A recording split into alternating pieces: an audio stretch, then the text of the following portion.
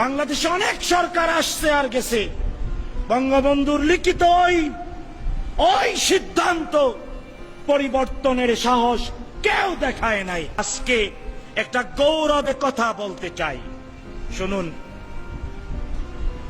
বাংলাদেশ অনেক গেফ আমাদের আছে, তবে কিছু বিষয় এমন আছে সারাটা পৃথিবীতে গৌরব দেখানোর মতো। কোন আলহামদুলিল্লাহ, আরো আসতে কোন আলহামদুলিল্লাহ। কইলাম মিয়া, বাংলাদেশ সারা পৃথিবীকে গৌরব করার মতো, জুড়ে বলেন আলহামদুলিল্লাহ।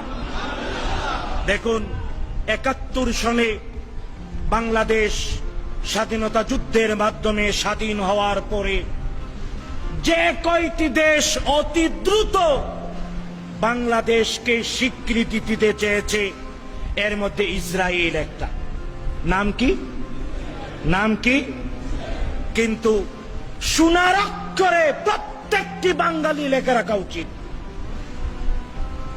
বন্ধুগণ, ৭২ সনের ৪ ফেব্রুয়ারি ৭২ সনের ৪ ফেব্রুয়ারি ইসরায়েল বাংলাদেশকে স্বীকৃতি দিতে চেয়েছে, কিন্তু তৎকালীন বঙ্গবন্ধুর সরকার, আফসোস অনেকেই তা জানে না, তৎকালীন বঙ্গবন্ধুর সরকার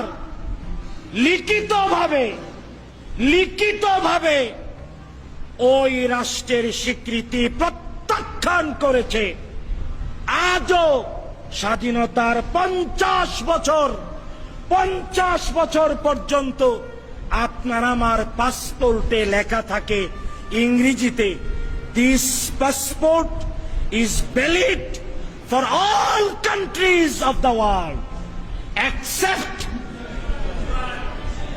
সোনার অক্ষরে গর্ব করার মতো কথাটা প্রত্যেকটি বাঙালি সারা পৃথিবীকে বলতে পারে, আমার পাসপোর্টে আমি বাংলাদেশি, গরিব হতে পারি, আমি বাংলাদেশি, তলাবিহীন জুরি বলতে পারো, আমি বাংলাদেশি, চোর আর ডাকাত থাকতেই পারে, তবে আমার গর্ব করার মতো বিষয় আছে।